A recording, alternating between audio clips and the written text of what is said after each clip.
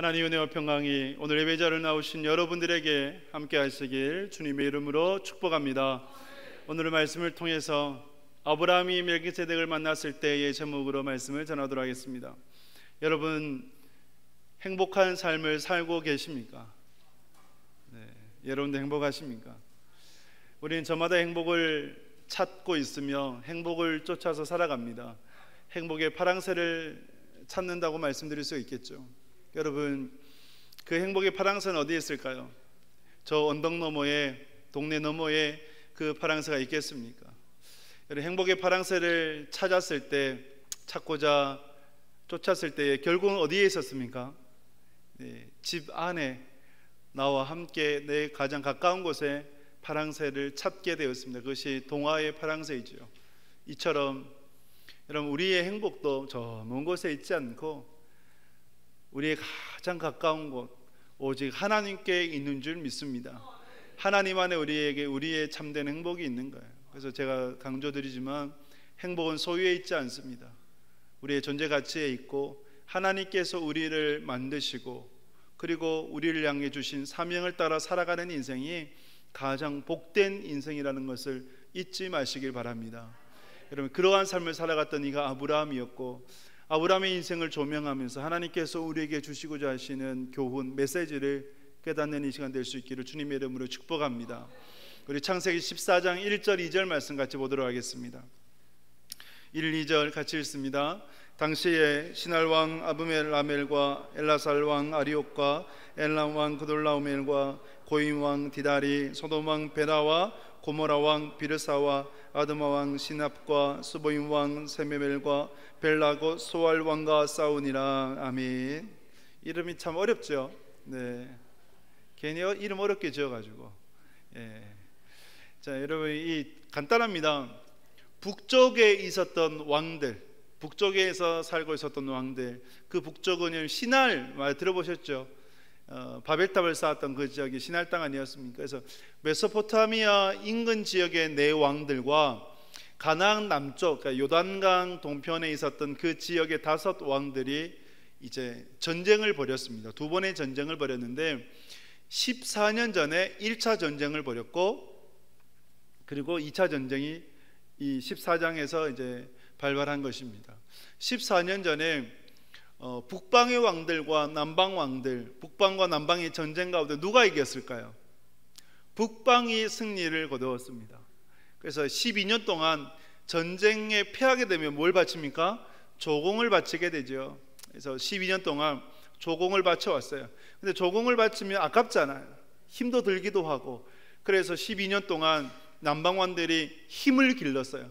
언젠가는 이것을 뒤집겠노라 하면서 힘을 길렀고, 12년이 지나니까 드디어 때가 되었다. 자기들도 어느 정도 이제 힘을 비축한 거죠.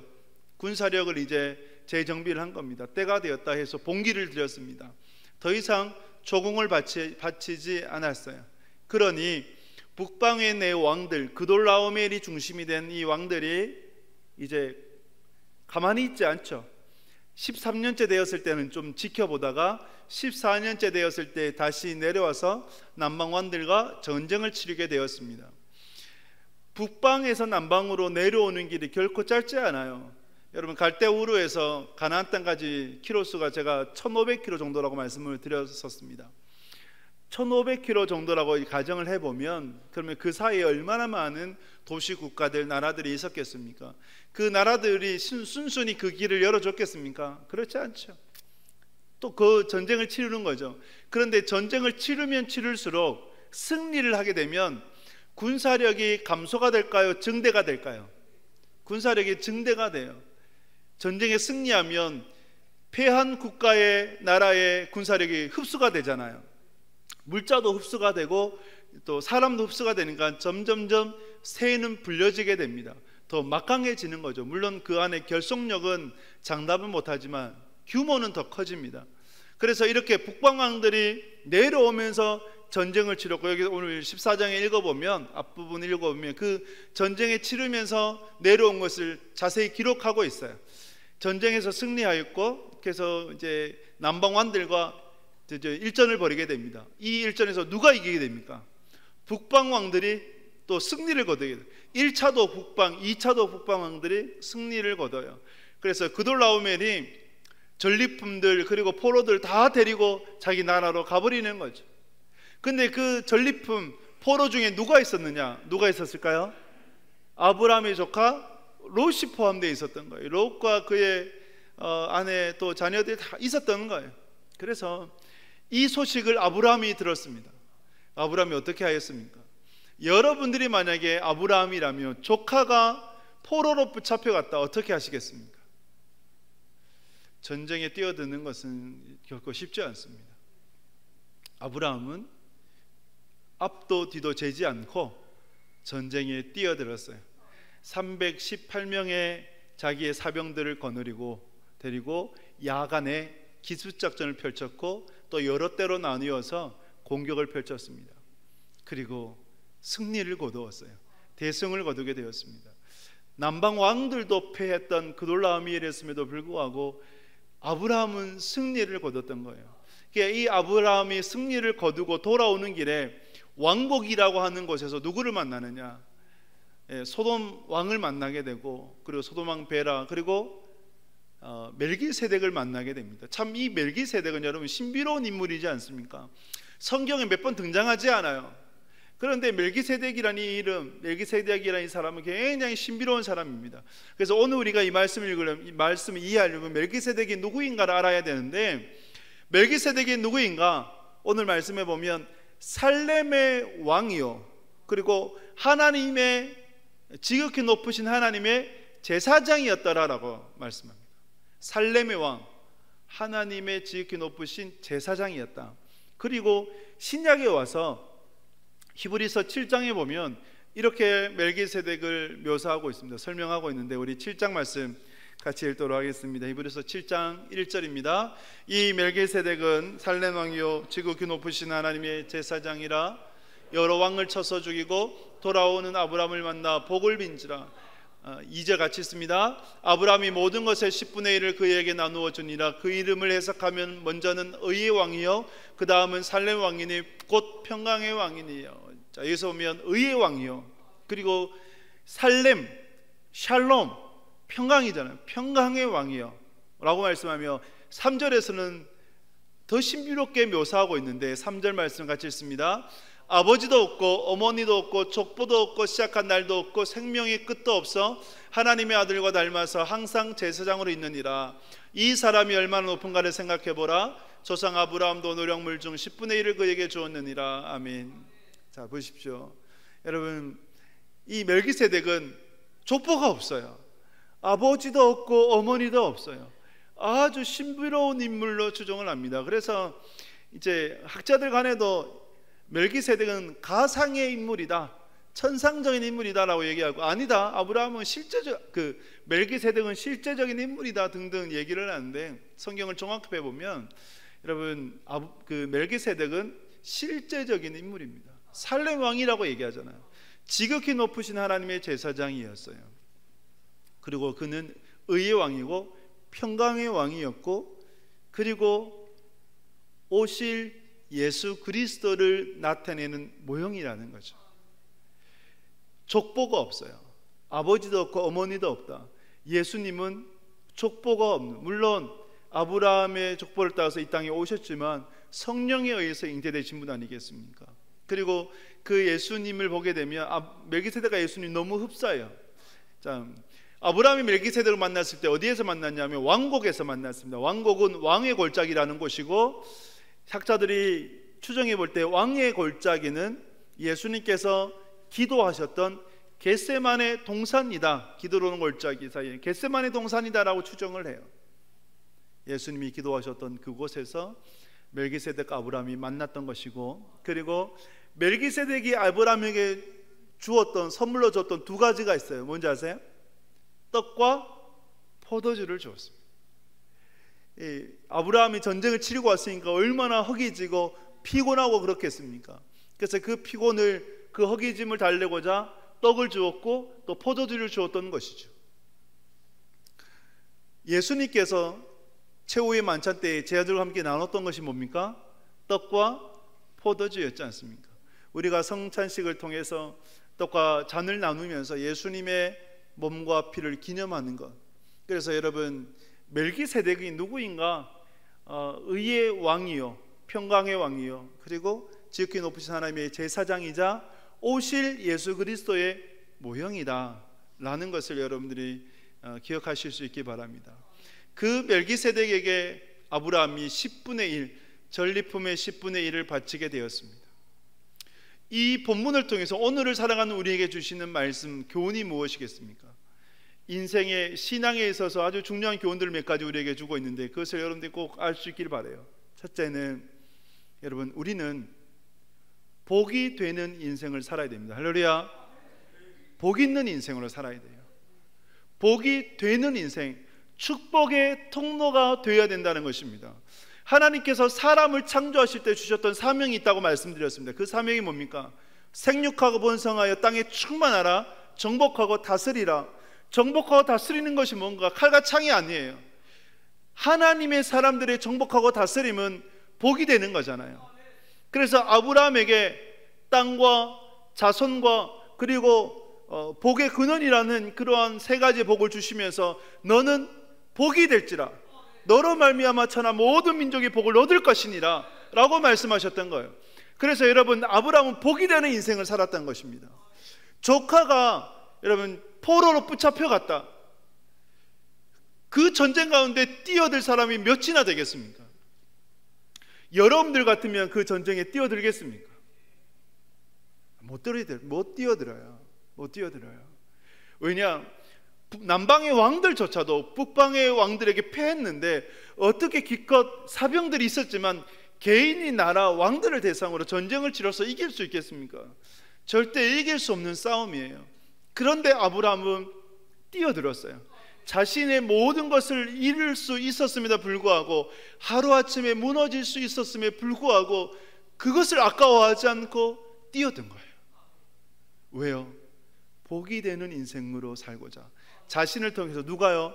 롯이 복을 받고자, 롯이 구원받고자, 그것을 위해서 살았던 것이 바로 아브라함이었던 것이죠. 아브라함에겐 두 가지를 보게 됩니다. 먼저는 용기를 보게 돼요. 용기가 있었어요. 여러분, 근데 아브라함의 이 용기는 어디서 나왔을까요? 여러분, 아브라함의 용기가 어디서 나왔다고 생각하십니까? 앞서에 보면, 창세기 12장에 보면 기근으로 애굽에 내려갔지 않습니까? 그때 바로가 두려워서, 그때의 사람들이 두려워서 아내를 누이라고 속이고 또 바로에게 아내를 주기까지 했습니다. 그런데 누가 그 모든 것을 막으셨어요? 하나님이 막으셨잖아요. 바로보다도 더 위대하신 분, 강력하신 분, 힘이 세신 분이 바로 여호와 하나님이시는구나 라고 하는 것을 아브라함이 그때 깨달았던 거예요. 그러면 바로조차도 여호와 하나님을 말미암아 두렵지 않았던 아브라함이라면, 그 놀라움에 여러분, 애굽 왕과 북방의 왕들 누가 더 셉니까? 누가 더 강해요? 애굽 왕이 훨씬 더 강한 거예요. 그러므로 그들을 쫓아 아브라함은 여호와 하나님을 향한 믿음으로 말미암아 두렵지 않았던 거예요. 그래서 아브라함의 용기가 어디서 나왔는가?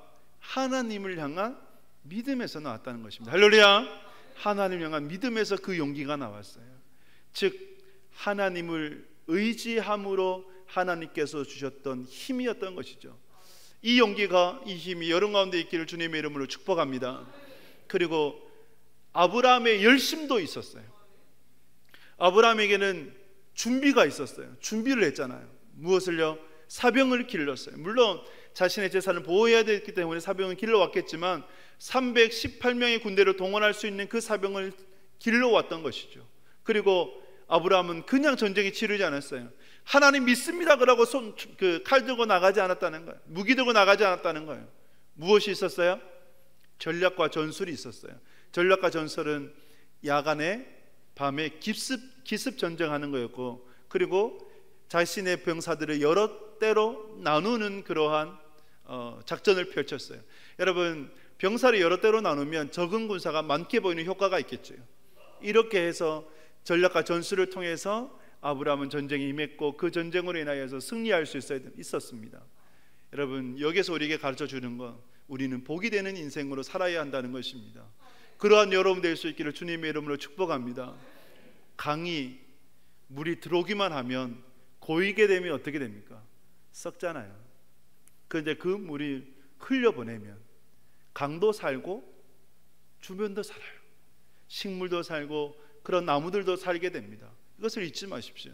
요즘 우리나라에서 가장 핫한 사람이 누굴까요? 가장 핫한 사람, 주목받는 사람, 저 말고, 농담입니다. 누굴까요? 손흥민 선수. 손흥민 선수. EPL이라는 그 세계 최고의 무대에서 우리나라 또 아시아 최초로 득점왕을 이제 거머쥐었습니다. 그래서 가장 주목받는데, 그런데 그 중에서 손흥민 선수가 왜 이것들을 주목받냐 하면, 여러분 손흥민 선수의 그 축구의 플레이를 보면 이기적이지 않아요. 즉 자신이 골을 넣겠다고 그렇게 고집부리지 않아요. 다른 사람에게 기회를 주고 다른 사람에게 양보하는 플레이들을 많이 해요. 이것을 이타적인 플레이라고 얘기를 하는데, 이타적인 플레이를 많이 해요. 그래서 그 이타적인 어떤 성향으로 인해서 다른 선수들도 손흥민 선수를 좋아해요. 그래서 이제 맨 마지막 게임에서 이제 손흥민 선수가 두 골을 넣어야 이제 득점왕이 되니까 토트넘 그 선수들이 전부 손흥민 선수를 다 골 넣도록 도와주려고 다 한 마음을 모으는 거예요. 그런데 여러분, 유럽에서 동양인이 그렇게 한다는 것이 거의 굉장히 힘든 겁니다. 미국이나 유럽에 가보시면 동양인들 정말 무시하거든요. 아시아계 사람들이 그냥 무시해요. 아직도 인종차별이 존재하는 것이 현실이거든요. 그런데 동양인을 그토록 유럽 사람들이 밀어준다, 후원해준다, 이것은 거의 기적 같은 것입니다. 그런데 어떻게 이것이 가능했냐? 손흥민 선수의 이타적인 플레이로 가능한 그러한 사건 일이었고, 그리고 손흥민 선수가 결국은 두 골을 넣고 득점왕이 되었어요. 여러분, 다른 사람을 배려하니까 나도 살고 팀도 살고 다른 사람도 살게 되는 것이죠. 바로 그거예요. 하나님께서 우리에게 주신 복을 나만 갖고 있으면 오히려 그것으로 인해서 점점 몰락해 가요. 그런데 하나님께서 우리에게 주신 복을 다른 사람을 위해서 섬기고자 하면 나도 살고 다른 사람도 살게 되는 것입니다. 할렐루야. 여러분, 에베소 교회를 보십시오. 요한계시록 2장에 보면 하나님께서 에베소 교회를 책망하셨죠. 어떻게 책망하셨습니까? 처음 사랑을 회복해라. 처음 사랑을 회복해라. 어디서부터 떨어졌는지 잘 살펴서 회개하고, 너가 만약에 회복하지 않으면 촛대로 옮겨버리리라. 에베소 교회가 처음 사랑을 회복했겠습니까? 못했겠습니까? 처음 사랑을 회복하지를 않았어요. 회복할 수가 없었어요. 못한 거죠. 왜 처음 사랑을 회복하지 못했을까요? 무엇에서부터 잘못되었을까요? 그래서 에베소 교회를 보게 되면, 여러분 성지순례를 터키에 가보면 에베소라는 지역이 있어요. 그 에베소가 이제 관광지거든요. 두라노 서원도 있고 여러 관광지예요. 그래서 그곳에 가보면 그 당시에 초대교회 당시에는 굉장히 부유한 도시였어요. 그런데 오늘날은 어떤 도시냐? 굉장히 낙후된 도시, 가난한 도시로 살아가요. 초대교회 당시 때는 에베소가 항구 도시였는데 오늘날은 땅이 밀려서 가난하게 내륙으로 살아가고 있는 거죠. 촛대를 옮겨버리리라. 지진이 나서 이제 땅이 밀렸고 항구 도시에서 내륙 도시로 바뀌어 버렸다라고 하는 거죠. 근데 이것이 그냥 우연이겠습니까? 자연을 주장하시는 하나님께서, 온 우주의 주제가 되시는 하나님께서 그 말씀대로 그대로 심판하신 것이 아니겠습니까? 그러므로 우리 안에 하나님께서 우리에게 주셨던 그 복으로 흘려보낼 수 있는 복 있는 사람으로 살아가는 것이 얼마나 중요한가, 필요한가를 우리에게 가르쳐 주는 것이죠. 복된 인생으로 살아가시길 주님의 이름으로 축복합니다. 하나님께서 주신 복을 흘려보낼 수 있는 여러분 되실 수 있기를 축복합니다. 두 번째 인생이 뭔가? 하나님께서 우리에게 오늘 본문을 통해서 주시는 두 번째 말씀, 어떤 인생으로 살아가야겠는가 할 때에 자원함으로, 기쁨으로, 감사함으로 나아가는 그러한 신앙이 되어야 한다는 것입니다. 멜기세덱이 아브라함에게 복을 빌었어요. 축복을 했어요. 하나님께서 이 아브라함에게 복을 주시기를 원하노라 축복하면서 지극히 높으신 하나님께서 대적을 내 손에 붙이셨노라 라고 아브라함에게 선포했습니다. 그때에 아브라함이 자기가 갖고 있었던 전리품 중에서 10분의 1을 멜기세덱에게 바치게 되었습니다. 근데 이렇게 10분의 1을 멜기세덱에게 드리는 과정을 보게 되면 여러분, 강요에 의해서입니까? 자원함으로 드려지는 겁니까? 억지로 드리는 겁니까? 기쁨으로 드리는 겁니까? 기쁨으로 드려요. 자원함으로 드려요. 이것이 여러분 아주 중요한, 신앙에 있어서, 인생에서 아주 중요한 거예요. 여러분 가운데 이 기쁨을 잊어버리진 않았습니까? 자원함으로 드려지는 그 신앙을 놓치진 않았습니까? 헌금을 하는데 그 헌금이 때로는 아깝다고 생각되지 않습니까? 어떠한 청년이 있었어요. 그 청년이 10불을 벌 때에 기쁨으로, 감사함으로 1달러 헌금을 드렸어요. 100불을 벌 때 10달러를 드릴 수가 있었어요. 1000달러를 버니까 좀 아까웠어요. 100달러 드리기가 좀 아까웠어요. 10,000달러를 벌 때 또 어떻게 해요? 1000달러를 드려야 되는데 도저히 못 내겠는 거예요. 그래서 목사님께 찾아갔대요. 목사님, 10달러 때는 1달러 드렸는데 10,000달러 보니까 1000달러가 너무 솔직히 아까워서 못 드리겠습니다. 그러니까 목사님 뭐라고 했을까요? 형제님, 제가 형제님을 도와드리겠습니다. 하나님, 이 형제님의 수입이 10,000달러에서 10달러로 줄어들게 해주세요라고. 물론 이제 유머로 저는 이야기지만 이 청년이 놓치고 있는 것이 무엇입니까? 감사죠. 기쁨이죠. 자원함이죠. 여러분, 10달러 중에서 10달러 중에서 1달러는 드릴 수 있었는데 10,000달러 그러니까 1,000달러를 못 든다. 그러면 9,000달러 누구께 되는 겁니까? 자기께 되잖아요. 그 감사함을 잃어버린 거예요. 하나님께서 내게 은혜 주셔서 내가 이토록 이렇게 수입이 늘어났다는 것에 대해서 그것을 여러분 놓치고 있었던 거죠. 우리가 잊지 말아야 될 신앙이 하나님의 은혜를 기억함으로, 감사함으로 나아가는 신앙이라는 거예요. 이 전쟁이 어떻게 아브라함이 승리할 수 있었겠습니까? 개인이 어떻게 나라를 대상으로, 왕을 대상으로 싸움을 벌여서 전쟁에 뛰어들어서 승리할 수 있는 겁니까? 결코 승리할 수 없었어요. 그리고 그냥 승리한 것이 아니라 아브라함이 대승을 거뒀어요. 많은 전리품을 갖고 돌아왔어요. 그런데 아브라함은 하나님의 은혜를 기억했단 말이죠. 자신이 능력이 있어서, 힘이 있어서 이 전쟁 가운데 승리한 것이 아니라 하나님께서 도와주셨기 때문에 하나님의 은혜로 승리할 수 있었다는 것을 기억했다는 거죠. 또 그 증거가 뭐냐? 소돔 왕이 사람은 자기한테 주고 전리품 다 아브라함 보고 가져라고 얘기를 합니다. 그런데 아브라함이 뭐라 얘기합니까? 나는 하나도 갖지 않겠다. 나는 하나도 갖지 않겠다. 그리고 내가 이 전리품을 다 소유할 때에는 마치 공로가 나인 것처럼, 내가 힘이 있어서, 내가 강력해서 이것을 가진 것처럼 오해할 수 있다. 나는 그런 오해를 받기 싫다. 내가 한 것이 아니에요. 누가 하셨다고요? 하나님이 하셨다. 단 나와 함께 했던 젊은 용사들에게는 그 몫을 나누어줘야 된다. 그들의 몫은 나누어줘도 나의 몫은 절대 받지 않겠다 라고 선포했던 이가 바로 아브라함이었습니다. 아브라함이 하나님의 은혜를 기억했던 것이죠. 그 은혜를 기억했고 감사가 있었고, 그 감사가 있으니까 자원함으로 들어줄 수 있었고, 자원함이 기쁨으로 나갈 수 있었던 것이죠. 솔로몬이 왕이 된 이후에 기분에서 1,000번째 드렸잖아요. 그때 그 밤에 하나님께서 구하라고 하셨잖아요. 무엇을요? 내게 필요한 것을 구해라. 내가 내게 주겠다. 그때 솔로몬이 부도 명예도 권력도 구하지 않았어요. 뭘 구했어요? 지혜를 구했어요. 솔로몬이 필요한 게 많았죠. 근데 지혜를 구해요. 그 이유가 뭡니까? 하나님께서 주신 백성들을 잘 통치할 수 있는 지혜를 주십시오. 그러자 하나님 마음이 감동되어져서 구하지 않았던 부와 명예와 권력도 다 하나님께서 주시게 되죠. 여러분, 솔로몬이 어떻게 부를, 명예를, 권력을 구하지 않고 지혜를 구할 수 있었겠습니까? 그 이유가 뭘까요?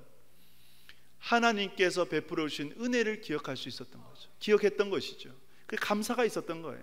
즉, 내가 왕이 될 수 없었는데 자신의 처지를 볼 때 어떤 정통성도, 그리고 자기의 어머니도 등등 여러 가지 살펴볼 때 자기는 결코 왕이 될 수 없는 그러한 형편이었어요. 그런데 하나님께서 이 작은 나를 왕으로 세워 주셨습니다. 왕이 된 이후에도 잊지 않았다는 거예요. 이것이 중요해요. 왕이 되기 전에는 다 하나님의 뜻입니다, 하나님밖에 없습니다 고백하는데 왕이 되면 어떻게 됩니까? 사람은 잊어버리잖아요. 마치 자기가 잘나서 된 것처럼 그렇게 살잖아요. 그런데 솔로몬이 그렇지 않았다는 거예요. 하나님이 하셨습니다. 하나님이 하셨습니다. 그것을 인정하면서 지혜를 구했던 것이죠. 사랑하는 여러분, 교만하지 마세요.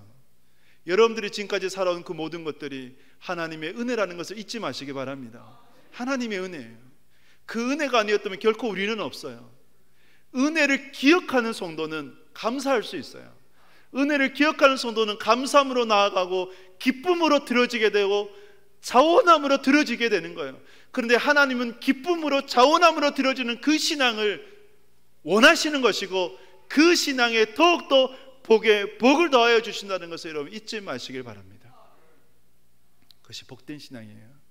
마지막으로 아브라함을 통해서 우리에게 주시는, 오늘 본문을 통해서 우리에게 주시는 말씀은 아브라함이 10분의 1을 드렸다는 거예요. 11조를 드렸다는 것입니다. 자, 오늘 말씀을 보게 되면 한번 14장 20절 말씀 한번 더 읽도록 하겠습니다. 14장 20절입니다. 너희 대적을 내 손에 붙이신 지극히 높으신 하나님을 찬송할지로다 하매 아브라함이 그 얻은 것에서 10분의 1을 멜기세덱에게 주었더라. 아멘. 아브라함이 10분의 1을 멜기세덱에게 주었습니다. 멜기세덱이 누구입니까? 의의 왕이고 평강의 왕이에요. 하나님의 지극히 높으신 하나님의 제사장. 그러면 아브라함이 멜기세덱에게 바친 10분의 1, 11조는 멜기세덱에게 바친 겁니까? 하나님께 바친 겁니까? 하나님께 바친 거예요. 그래서 우리는 놓치지 말아야 됩니다. 멜기세덱에게 바쳤지만 멜기세덱이 지극히 높으신 하나님의 제사장이었기 때문에 하나님께 바친 거예요. 하나님께. 11조의 시작입니다. 그리고 야곱의 11조, 그리고 그 이후에 모세 때의 율법으로 11조가 제정이 되고, 이스라엘 백성들에게 있어서는 11조는 아주 기본적인 신앙이었고, 그리고 그렇게 온 백성이 힘써 나아갔습니다.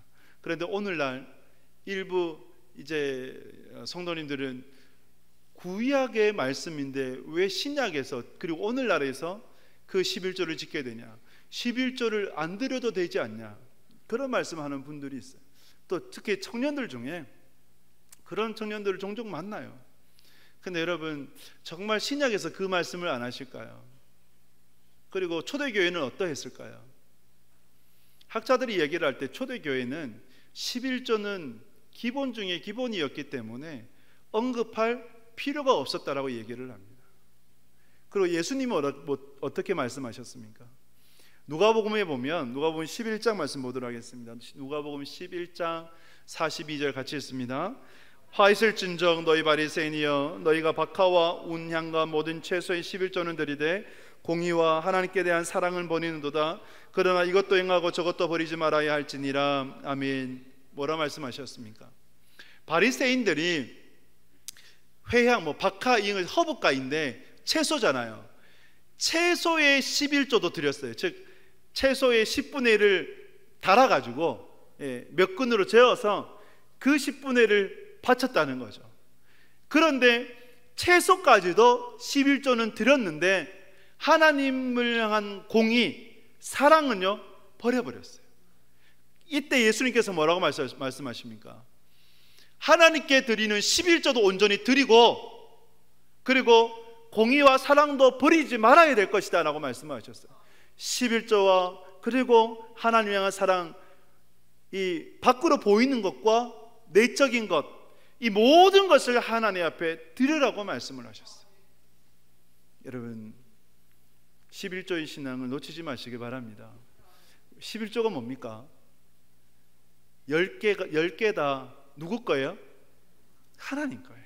그런데 하나님은 9개는 우리 보고 가져라고 하시고 하나만 하나님께 드려라. 왜? 하나님은 물질이 부족한 분입니까? 아니요. 하나님 물질이 부족한 분이 아니에요. 그런데 그 물질로 인하여서 인간이 사람이 타락해 가니까, 그래서 그 물질의 주인이 인간이 아니라 하나님임을 인정하며 살아야 되는 것이고, 그리고 내 인생의 주인이 하나님임을 고백하는 신앙의 표지가 뭐냐? 바로 11조라고 하는 거예요. 리차드 포스트 목사님 이런 고백을 했어요. 이런 말씀을 하셨어요. 돈은 신앙의 척도이다라고 말씀하셨어요. 신앙의 척도이다.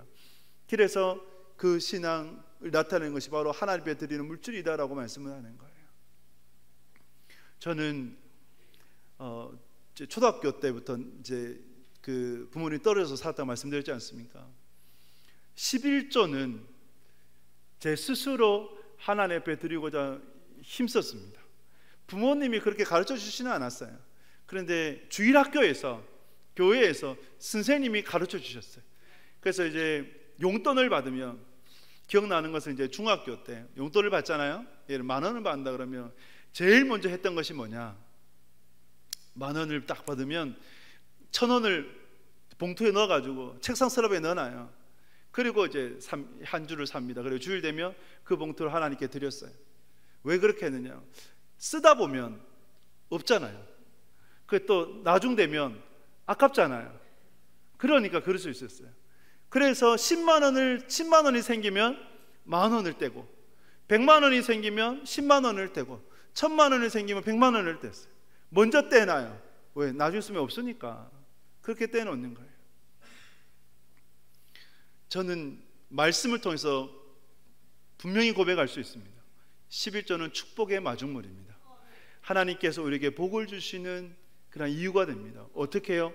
말라기서를 볼까요? 말라기서 3장 10절 말씀 함께 읽도록 하겠습니다. 만군의 여호와가 이르노라, 너희의 온전한 11조를 창고에 들여 나의 집에 양식이 있게 하고 그것으로 나를 시험하여 내가 하늘 문을 열고 너희에게 복을 쌓을 것이 없도록 붙지 아니하나 보라. 아멘. 하나님께서 말씀하셨어요. 내가 너희에게 복을 쌓을 것이 없도록 붙지 아니하나 보라. 시험해 보라. 온전한 11조를 하나님께 드리게 된다면, 그러면 내가 너희에게 복을 쌓을 것이 없도록, 너무나 많이 주셔가지고 차고 넘치도록 하나님께서 복을 주신다고 말씀하십니다. 할렐루야. 이 복을 받는 여러분 되실 수 있기를 주님의 이름으로 축복합니다. 그러면 우리가 하나님 앞에 11조를 드린다라고 하는 이 신앙은 우리의 믿음의 고백이요, 또 하나님께서 우리에게 주시는 복을 받는 그런 비결이 되어진다는 것입니다. 그것을 여러분 잊지 마십시오. 놓치지 마십시오. 포기하지 마세요. 어떤 22세의 여성이 있어요. 젊은 여자가 있었는데 목사님 딸이었어요. 근데 이제 목사님 딸도 신앙생활 다 잘하는 건 아니거든요. MK, PK라고 하는 선교사의 자녀들, 목사의 자녀들이 방황하는 경우도 참 많습니다. 저 이 자매는 방황하는 자매였어요. 그러다가 친구 집에 놀러 갔었는데, 친구 놀러 가다가 어느 박물관에 갔어요. 박물관에 가서 이런저런 그림을 보는데 한 그림 앞에 이렇게 멈춰섰어요. 근데 그 그림을 잠시 이렇게 유심히 보는데 글이 있었어요. 에케 호모라고 써있는 글이 있었어요. 에케 호모가 무슨 뜻이냐면 보라 이 사람이로다, 보라 이 사람이로다 라는 뜻인데, 그 아래에 작은 글씨로 이렇게 적혀 있었어요. 나는 널 위해 이렇게 희생했는데 너는 날 위해서 무엇을 주겠느냐. 그 글이 적혀 있는 거예요. 그 이 자매가 충격을 받은 거예요. 예수님께서 날 위해 목숨을 버리셨는데, 예수님께서 날 위해 모든 것을 희생하셨는데, 헌신하셨는데, 나는 지금까지 예수님을 위해서 무엇을 드리면서 살아왔는가 라는 충격을 받았어요. 그 충격으로 집에 돌아갔고 글을 썼어요. 그 글을 써서 후에는 이제 찬송이 되었는데, 그 찬송가 뭐냐? 찬송가 311장 내 너를 위하여, 이 찬송이 되었습니다. 그 가사를 보면 이래요. 내게 내 몸을 주었건만 너는 내게 무엇을 주느냐? 널 위해 모든 것을 희생했건만 너는 날 위해 무엇을 버렸느냐? 주님께서 여러분들에게 주신 것이 무엇입니까? 주님은 여러분들을 구원하시고자 생명까지 주셨습니다. 그런데 여러분들은 무엇을 드리기를 아까워하십니까? 주님은 모든 것을 희생하고 헌신하셨습니다. 그런데 여러분들은 무엇을 버리기를 아까워하십니까? 하나님께 드려지고자 하는 그 감사의, 기쁨의, 자원함의, 물질의 신앙이 온전히 회복되어지는 여러분 되실 수 있기를 주님의 이름으로 축복합니다. 말씀을 맺습니다. 아브라함을 통해서 오늘 우리에게 주시는 말씀을 기억을 해보면, 돌이켜보면, 여러분, 아브라함은 복이 있는 인생을 살았어요. 너는 복이 될지라. 주님께서 말씀하신 그 사명을 따라 살았습니다. 복이 있는 인생 되시길 주님의 이름으로 축복합니다. 복된 인생 되시길 바랍니다. 그리고 하나님의 은혜를 기억함으로, 감사함으로, 자원함으로, 기쁨으로 나아갈 수 있는 드려지는 여러분 되시길 축복합니다.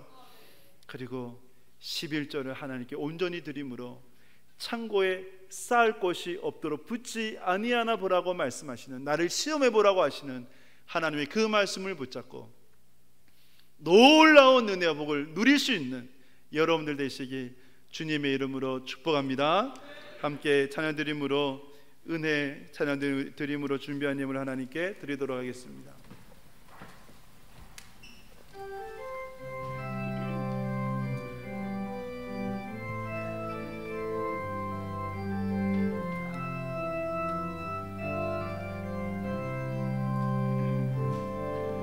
내가 누려왔던 모든 것들이,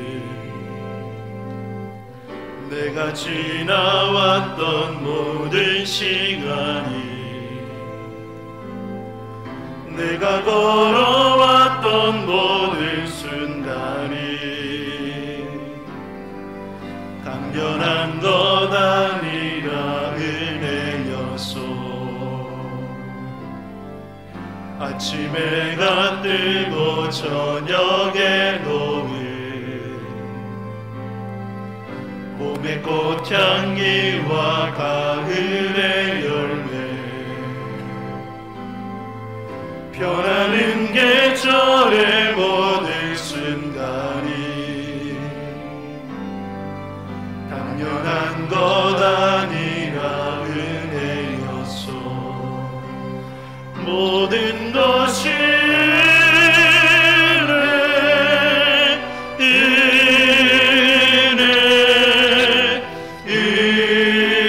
은혜, 한없는 은혜, 내 삶에 당연한 것 하나도 없었던 것이, 모든 것이 은혜였소. 내가 이 땅에 태어나 사는 것, 내가 이 땅에 태어나 사는 것,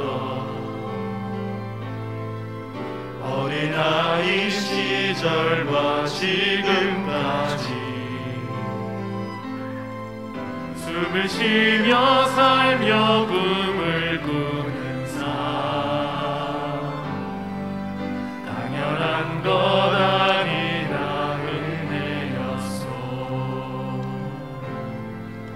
내가 하나님의 자녀로 살며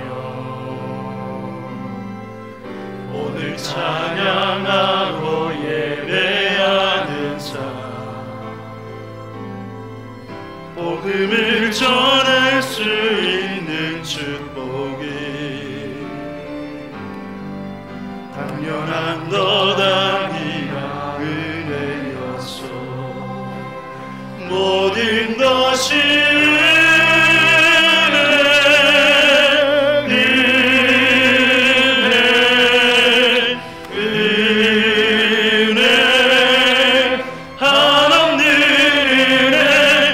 삶에 당연한 것 하나도 없었던 것이, 모든 것이 은혜였소.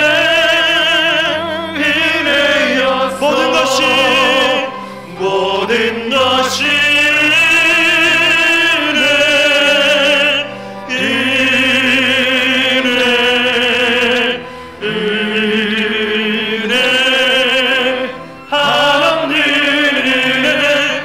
삶에 당연한 것 하나도 없었던 것이, 모든 것이 은혜였소. 하나님, 우리의 모든 것이 하나님의 은혜였는 줄 믿습니다. 우리에게 있는 당연한 것이 아무것도 어느 것 하나도 당연한 것이 아닙니다. 하나님께서 우리에게 주신 선물이요, 은혜요, 복인 줄 믿습니다. 그러므로 하나님 그것을 잊지 않도록 하여 주시고 기억하게 하여 주시고, 감사함으로 들어줄 수 있는 신앙, 자원함으로 들어줄 수 있는 신앙, 기쁨으로 들어줄 수 있는 신앙 되게 하여 주시옵소서. 또한 하나님, 아브라함이 멜기세덱에게 곧 하나님에게 전리품의 10분의 1을 바쳤던 것처럼 우리의 인생에서도, 우리의 물질에서도 11조를 온전히 하나님께 드리는 신앙 되게 하여 주시옵소서. 또한 복이 되게 하여 주십시오. 울산동목의 모든 성도들을 통하여서 주변이 복을 받아 나도 살고 함께 살아갈 수 있는 복된 인생, 축복의 통로가 되게 하여 주시옵소서. 하나님, 구별함으로 예배를 드리게 하심에 감사하고, 또한 물질을 준비하여 드리게 하심에 감사합니다. 11조와 성교와 구제와 감사, 그리고 여러 제목으로 올려드리고 그 속에 담겨있는 기도의 제목들처럼 하나님이여 돌아봐 주셔서 한량없는 은혜 베풀어 주시고, 또한 하나님의 물질을 통해서 하나님의 나라와 주의 몸된 교회를 위해 귀하게 쓰임받으며 드린 속기를 위해 복의 복을 더하여 주시옵소서. 울산동목의 모든 성도들 가정의 생업에 복을 더하여 주시고, 또한 그 복의 근원이, 주권이 하나님께 있음을 인정하는 자들 되게 하여 주옵소서. 예수님의 이름으로 기도드립니다. 아멘.